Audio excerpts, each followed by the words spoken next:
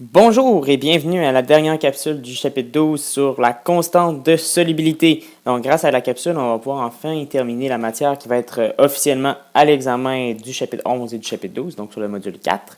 Et on va pouvoir en fait passer ensuite à l'oxydoréduction qui va être un chapitre que je rappelle facultatif pour les gens qui veulent le consulter, mais que la question bonnie de l'examen concernera l'oxydoréduction. Donc, si vous voulez aller vous chercher des points supplémentaires pour essayer de peut-être augmenter votre note, je vous conseille d'aller écouter les capsules sur l'oxydoréduction, de faire quelques exercices pour bien vous préparer et arriver à répondre à cette question-là. Mais avant d'arriver là, il faut commencer en fait à parler de la constante de solubilité. Donc, la solubilité, on va se rappeler c'est quoi si on veut la définir avec des constantes d'équilibre. Donc, c'est quoi en fait? Bien, c'est tout simplement la quantité maximale de soluté qu'on peut dissoudre dans une quantité déterminée de solvant. Donc, en gros, c'est quoi? Un soluté, c'est quoi? Un soluté, ça va être n'importe quel sel. Donc, généralement, ça va être des sels, ça pourrait être n'importe quel produit, ça pourrait être du sucre, ça pourrait être du sel de table, par exemple, du HgCl2, peu importe, n'importe quel produit qu'on pourrait mettre dans l'eau. Mais généralement, on va se concentrer sur l'étude des sels dans ce chapitre-là. Et en fait, c'est la quantité qu'on peut dissoudre dans une quantité de solvant. Notre solvant sera toujours l'eau. Donc, c'est le solvant universel, on va toujours dissoudre dans l'eau. On ne se creusera pas la tête à savoir qu'est-ce qui se passe si on dissout dans l'alcool au lieu de dissoudre dans l'eau. Tout comme on ne se creusera pas la tête non plus à savoir qu'est-ce qui se passe dans l'alcool dans l'eau. Donc, qui est un liquide qu'on dissout dans l'eau, là, ça ne sera pas nécessairement à l'évaluation dans ce chapitre-là. Donc, c'est vraiment plutôt quand on dissout un sel dans une quantité d'eau. On va essayer de déterminer, en fait, grâce à la solubilité, la quantité maximale de ce sel qu'on peut mettre dans un volume d'eau. Et ça dépend d'une température donnée. Donc, en fait, la solubilité change en fonction de la température. C'est assez utile en chimie. Donc, on va souvent, des fois, utiliser l'augmentation de température qui augmente la solubilité pour être capable de dissoudre encore plus notre produit et tout et tout. Donc, ça va avoir une influence en fonction de la température. Et en plus, on va utiliser des constantes d'équilibre. Et vous vous rappelez que les constantes d'équilibre, en fait, dépendent de la température. Donc, si j'augmente la température, je change ma constante d'équilibre. Donc, c'est sûr que ça va avoir un effet sur la solubilité. Et la solubilité, bien important, vous allez voir que ça se mesure en fait selon plusieurs unités.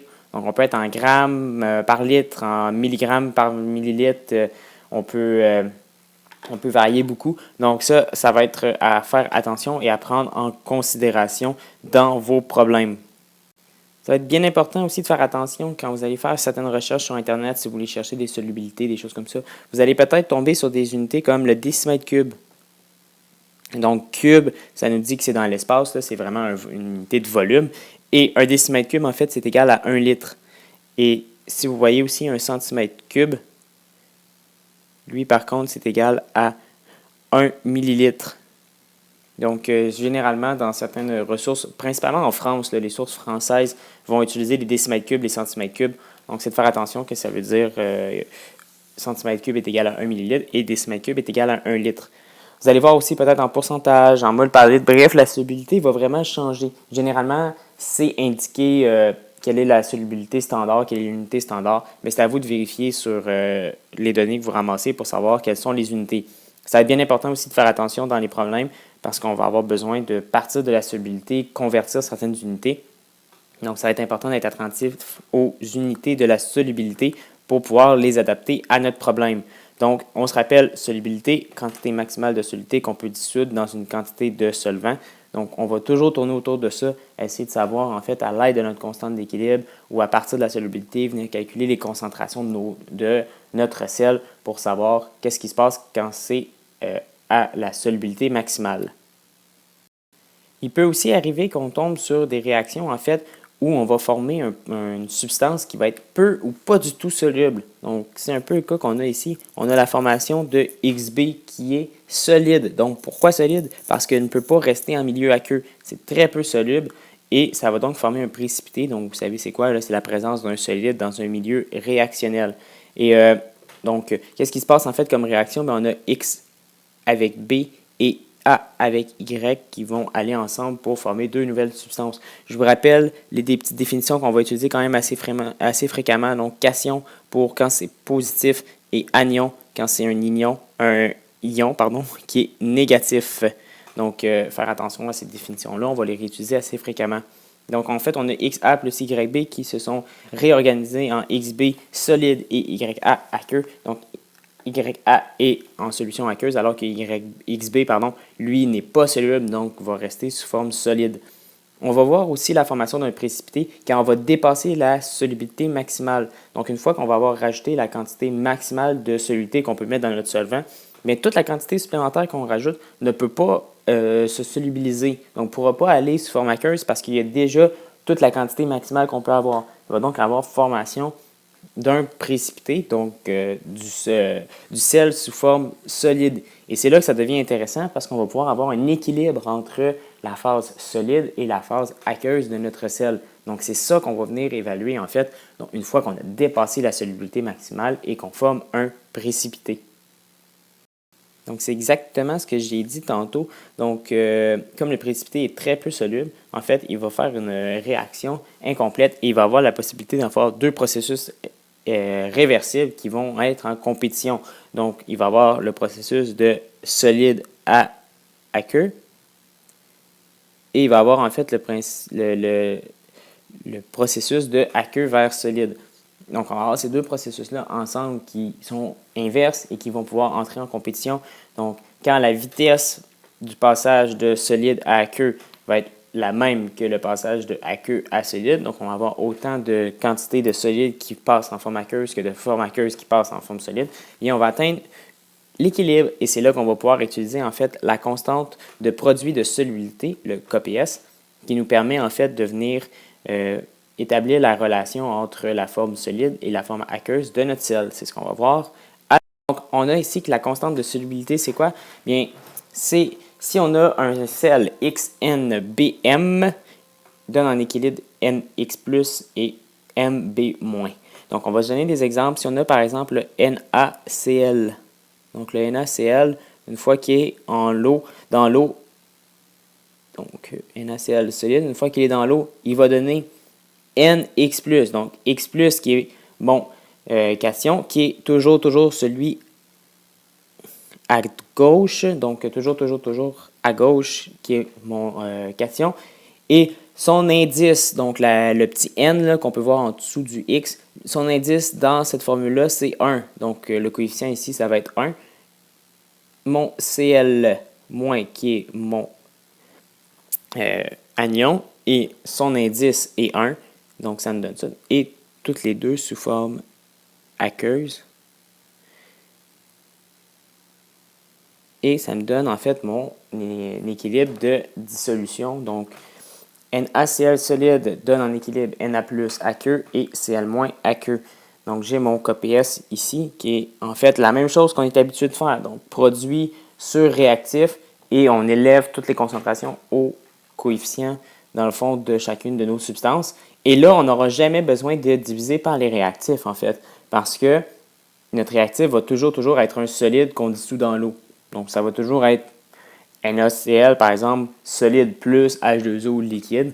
Donc, c'est solide et liquide. Ça n'entrera jamais dans la constante d'équilibre. Donc, dans la constante d'équilibre, KPS va toujours avoir cette forme-là. Donc, en fait, toujours nos produits multipliés ensemble. On ne divisera jamais par notre réactif. Et ça donne en fait toujours un produit, donc en fait une multiplication entre la concentration de notre premier ion, donc notre cation, multiplié par l'anion. Donc, ça va toujours être concentration du cation fois concentration de l'anion. C'est pour ça qu'on appelle ça un produit de solubilité. Donc, produit parce que c'est la réponse de la multiplication. Et ça va toujours nous donner une multiplication. Ce qui va faire en sorte que nos calculs vont être beaucoup plus simples. Donc, il va falloir être capable quand même de retrouver notre KPS. Donc, ça va être bien important en fait de venir regarder correctement la dissolution de nos substances, être capable de savoir, par exemple, que le NaCl donne du Na+ et du Cl-. Si je vous donne un sel, d'être capable de savoir quelles vont être, en fait, la dissolution de ce sel, qu'est-ce qu'on va obtenir comme produit, ça va être important de savoir. C'est de la matière de STE. Donc, STE, vous avez vu avec les électrolytes forts, vous avez vu la dissociation électrolytique. Donc, vous devriez être capable de savoir qu'est-ce qui se passe avec ça. Vous devriez être capable de savoir, par exemple, que AgNO3 va donner du Ag+ et du NO3-.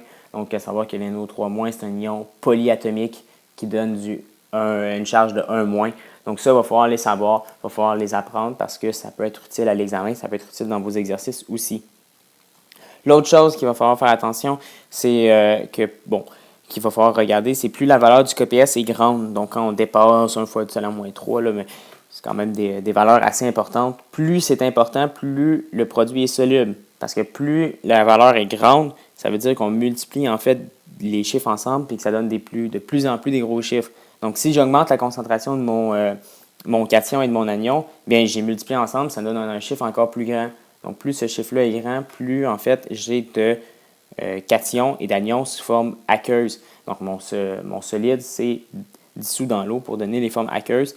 Et plus la valeur est importante, plus ça s'est passé. Donc, en fait, on va être capable du même principe qu'on utilisait en fait avec les acides et les réactions, de savoir que si notre constante de produit de solubilité, donc le KPS, là, je vous rappelle que le KPS, c'est important aussi de mettre le petit PS en indice, là, que plus la valeur de mon KPS est grande, plus mon produit est soluble. Donc, ça nous permet de savoir est-ce que je suis capable de mettre une grande quantité de ce sel-là dans l'eau ou non. Mais en fait, je peux juste regarder la constante de solubilité, puis plus c'est important, plus je suis capable d'en dissoudre dans l'eau.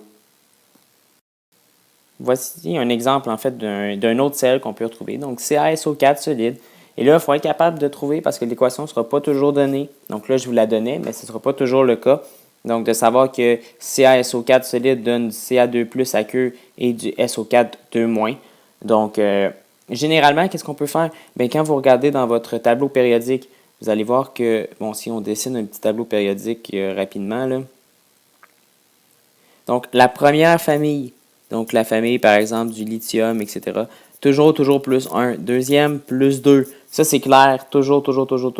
Vous allez avoir vos gaz parfaits, là, ici, là, donc la famille du néon, etc.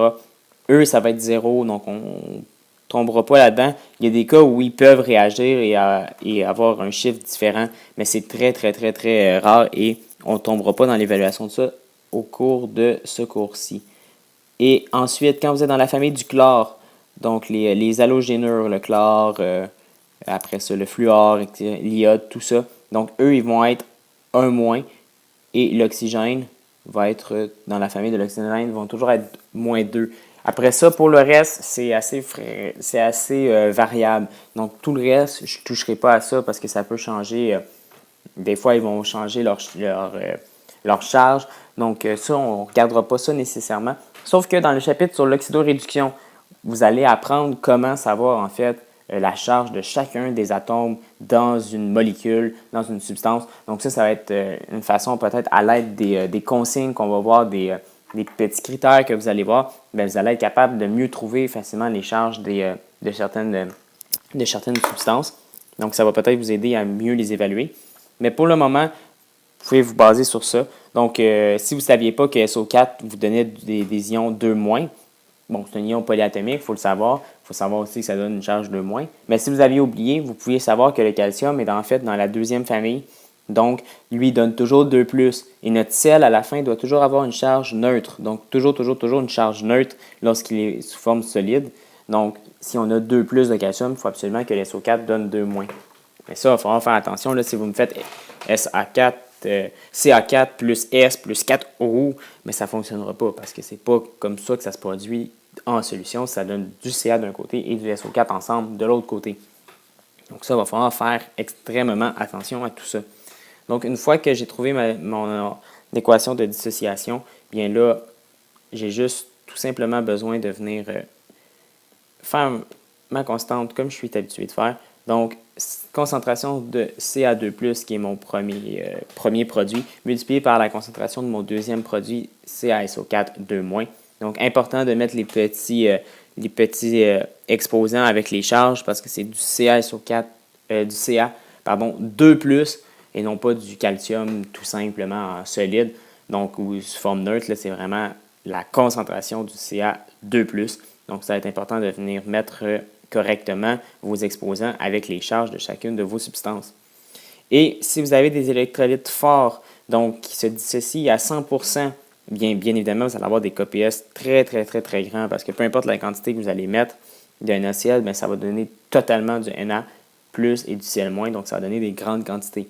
Vous allez voir que plus on diminue dans les électrolytes faibles, plus la dissociation est basse et ça nous donne des KPS avec des valeurs plus basses. Donc, Quand vous avez une grande valeur de KPS, mais ça veut dire que vous avez un sel extrêmement soluble ou généralement un électrolyte fort qui se dissocie aussi à 100%, donc se dissocie très facilement dans l'eau. Donc maintenant, on tombe un peu dans le vif du sujet. Donc, comment on résout des problèmes en lien avec la constante de solubilité. Donc, on a un exemple ici, on a la solubilité du carbonate de diargent, donc l'Ag2CO3, est de 3,6 fois 10 à la moins 3 grammes par 100 ml de solvant. Calculer la valeur de la constante du produit de solubilité pour le carbonate de diargent. Donc, en fait, on part de ça. Qu'est-ce qu'on doit faire avec ça? Bien, on sait qu'on va devoir utiliser le KPS avec concentration de mon cation et de mon anion multipliés ensemble. Mais là, avant de faire ça, quand on travaille avec la constante de solubilité, on travaille toujours en concentration, donc en mol par litre. Et ça va être important de revenir en mol par litre. Donc, même si on vous donne des données en grammes par millilitre ou des choses comme ça, il va falloir tout convertir en mol par litre. Donc, la première chose qu'on va faire, en fait, c'est de venir calculer la solubilité du carbonate de diargent, et voir quelle est sa concentration. Donc, une fois qu'on est à la solubilité maximale, donc une fois que j'ai rajouté la quantité maximale de Ag2CO3 que je pouvais mettre dans mon solvant, quelle est la concentration que je vais avoir? Qu'est-ce qu'on fait? Bien, on part tout simplement de la donnée qu'on a, donc la solubilité du diargent, et on convertit tout ça.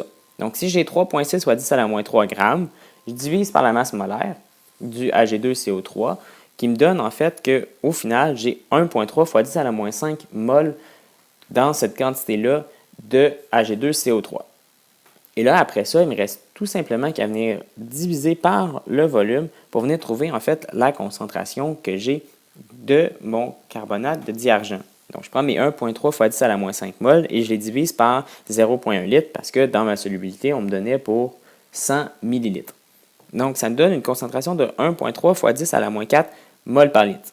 Donc, une fois que j'ai ça, je suis quand même bien parti. Je sais que quand j'ai en fait vraiment le maximal de Ag2CO3, là, que je suis totalement en Ag+ et CO3-, bien, peut-être j'ai une petite quantité de Ag2CO3 solide qui me permet de faire mon équilibre, et bien mes concentrations vont être maximales à 1,3 fois 10 à la moins 4. Donc, je vais utiliser ça et j'ai Ag2CO3 solide qui donne 2 Ag+ aqueux plus CO3 2-. Donc là, vous aviez un exemple, il fallait savoir que l'Ag2CO3- se divise en CO3 2-. Donc, connaître vos ions polyatomiques, ça devient extrêmement important. Et Ag+, là, vous aviez l'exemple ici avec le petit indice ici qui devient notre coefficient de 2 ici. Donc, 2 Ag+, plus CO3 2-. Donc là, qu'est-ce que je dois faire? Bien, je dois venir trouver en fait ma concentration de chacun de mes ions. Donc, ma concentration d'Ag+, et ma concentration de CO3 2-. Si je veux utiliser mon KPS, j'ai besoin de ces valeurs-là. Donc, si je le sais que, en fait, quand je suis à l'équilibre, j'ai une concentration de Ag2CO3 égale à 1,3 fois 10 à la moins 4, bien, selon la stoichiométrie, chaque fois que j'ai mon Ag2CO3 qui se divise, il me donne 2 ions Ag+. Donc, si j'ai 1,3 fois 10 à la moins 4 mol par litre qui se sont dissociés pour me donner des Ag+, mais je vais en avoir 2 fois plus en concentration. Donc, 2 fois 1,3 fois 10 à la moins 4 va me donner ma concentration en ion argent. Pour la concentration en ion carbonate, c'est Ag2CO3 parce que chaque fois que mon Ag2CO3 se divise, ça me donne un CO3 2-. Donc, c'est la même concentration. Et là, une fois que j'ai trouvé mes concentrations, bien, il ne reste plus tout simplement qu'à venir mettre ça dans l'équation du KPS. Donc, je multiplie ma concentration de Ag+ élevé à la 2, donc exposant 2 parce que mon coefficient est 2, et je multiplie par CO3 2-. Ça me donne une concentration de 8, un KPS de 8,8 fois 10 à la moins 12. Donc, on peut évaluer rapidement cette valeur-là. Puisqu'on a une valeur très faible pour le KPS, le 8,8 fois 10 à la moins 12, c'est très bas. Donc, on sait que, en fait, le sel de Ag2CO3 est très peu soluble. Donc, on ne va pas avoir de grandes quantités. Là, vous voyez, on obtient des valeurs quand même assez faibles. 1,3 fois 10 à la moins 4, ce n'est pas une grande concentration. Donc, ce sel-là est très peu soluble. Donc, ça ressemble à peu près à ça, les problèmes que vous allez avoir à faire. Donc, beaucoup moins compliqué parce qu'on ne va jamais diviser par les réactifs. Donc, on ne va jamais avoir des grosses valeurs. On ne tombera jamais avec le tableau IRE. Donc, c'est quand même un peu plus simple. On l'a gardé pour la fin là, parce que c'est un peu plus simple. Mais je vous invite quand même à venir faire vos exercices, à regarder les exemples parce que ça va vous permettre de voir, OK, ouais, plusieurs exemples de sels qu'on peut dissoudre, de retrouver en fait l'équation de dissociation là, de quand c'est dans l'eau, quand on le dissout dans l'eau, pour être capable de savoir qu'est-ce qui se passe, quel anion, quel cation ça forme. Donc, préparez-vous avec les exercices, pratiquez-vous, ça va devenir très, très, très important. On a un autre exemple d'un numéro qui est un petit peu plus complexe. On va un petit peu plus loin dans notre analyse aussi. Donc, on mélange des volumes égaux de CaNO3 à 0,02 mol par litre et de H2SO4 à 0,004 mol par litre. Y aura-t-il formation d'un précipité de CaSO4 si le KPS du précipité est de 6,1 fois 10 à la moins 5? OK. Bon, là, c'est déjà plus compliqué. On voit qu'on ne sait peut-être pas trop où est-ce qu'on s'en va avec ça. Mais en gros, qu'est-ce qui se passe? Bien, j'ai du CaNO3 à la 2. Et j'ajoute du H2SO4. Et là, je veux savoir si je vais avoir précipité de CaSO4. Donc, en fait, je vais étudier la formation du CaSO4, donc du Ca avec le SO4, et je vais savoir si j'en ai créé suffisamment pour dépasser ma solubilité et faire en sorte que la quantité que j'ai rajoutée ne peut plus se dissoudre dans l'eau, dans ma substance, et va former un précipité. Donc, en fait, si je crée du CaSO4, mais que je suis quand même plus bas que ma solubilité maximale, bien, le CaSO4, il y a de la place dans l'eau, il peut se dissoudre, il n'y aura pas de problème, il n'y aura pas formation de précipité. Donc, c'est un peu l'exemple que j'avais utilisé souvent avec la classe. Donc, c'est imaginez que le CaSO4, c'est des élèves. Donc, quand ma solubilité est atteinte, c'est parce que j'ai un élève pour chaque bureau de la classe. Donc, si j'emmène des CaSO4 de plus, les élèves ne peuvent pas s'asseoir. Qu'est-ce qu'ils doivent faire? Ils doivent rester debout. Donc, ils forment un peu un précipité quand ils sont debout. Ils ne peuvent pas s'asseoir, ils ne peuvent pas être en solution.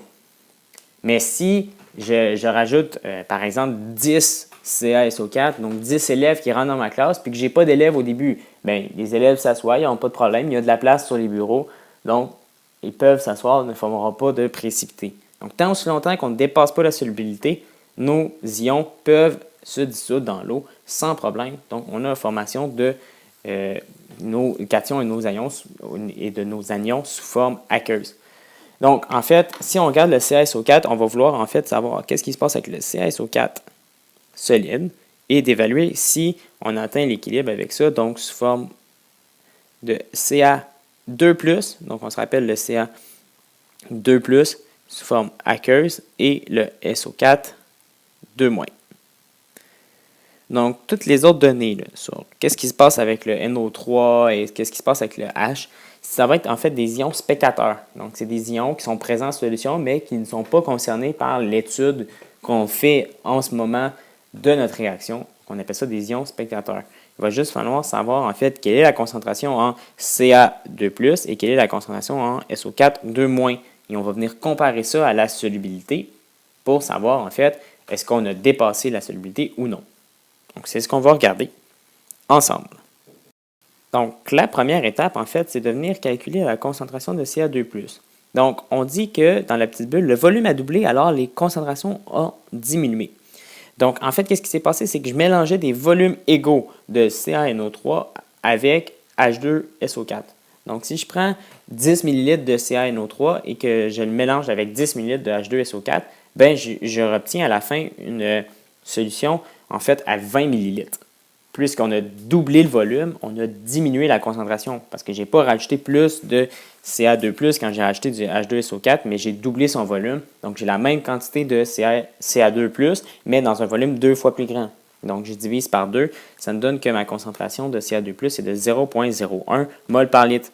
Même chose avec les ions SO4 2-. Donc, quand j'ai ajouté le CaNO3 2 au H2SO4, je n'ai pas changé la quantité de SO4 que j'avais à partir de mon H2SO4, mais j'ai doublé le volume, donc 0,0002 mol par litre. Donc, vous allez voir que souvent, vous allez avoir besoin de C1V1 est égal à C2V2. Généralement, ça va arriver assez fréquemment que vous allez avoir besoin. Donc, dès qu'on mélange deux produits ensemble avec des volumes et tout, C1V1 est égal à C2V2 va être très important pour venir calculer en fait vos nouvelles concentrations, vos nouveaux volumes, etc. Donc, ça va être important. Une fois que j'ai mes données, bien, je peux utiliser mon KPS. Donc, je sais qu'il y a un équilibre qui s'est installé et j'utilise KPS. Donc, on avait trouvé l'équation tantôt là, de CaSO4 me donne du Ca2 plus AQ plus du SO4 2-, toutes des coefficients de 1. Donc, je n'aurai pas besoin de faire attention aux coefficients. Et je fais juste multiplier 0,01 par 0,0002 et ça me donne 2 fois 10 à la moins 6. Donc là, j'obtiens une valeur de KPS. Mais qu'est-ce que je fais avec ça? Bien, c'est là qu'on va regarder ça. Il va falloir en fait comparer tout ça ensemble. Donc, quand je compare ma constante de solubilité que j'ai obtenue expérimentalement, donc le 2 fois 10 à la moins 6, je remarque que c'est plus petit que la valeur qu'on avait dit en fait dans l'exercice. On avait dit que la valeur théorique du KPS c'est de 6,1 fois 10 à la moins 5. Donc, si j'obtiens une valeur plus petite, ça veut dire que quand je multiplie la concentration de mon Ca2+, et de mon SO4 2-, ça me donne une valeur plus faible que ce que je pourrais m'attendre. Donc, si j'ai une valeur plus faible, ça veut dire que j'ai des concentrations plus faibles qui sont multipliées ensemble.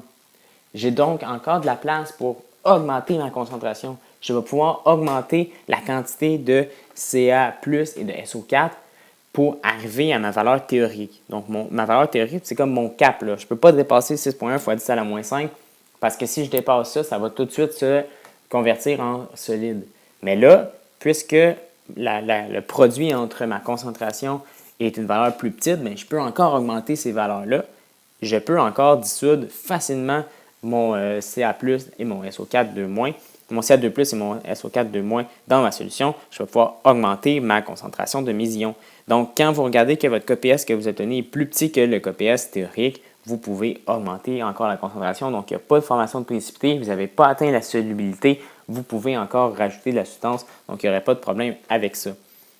Pour devenir bon, ben, pas de secret, page 338 à 340, vous avez quelques exercices à la fin après les exercices sur le pH et les constantes d'acidité, constantes de basicité. Vous avez des exercices sur la constante de solubilité. Prenez le temps de les faire. Il y a des feuilles aussi, les fiches savoir qui sont maintenant sur Didacti, dans lesquelles il y a quelques exercices qui peuvent être légèrement différents des exercices du manuel. Donc, ça peut peut-être un peu casser la routine là, quand on est habitué de faire plein d'exercices du manuel qui se ressemblent trop. Là, allez faire ces exercices-là.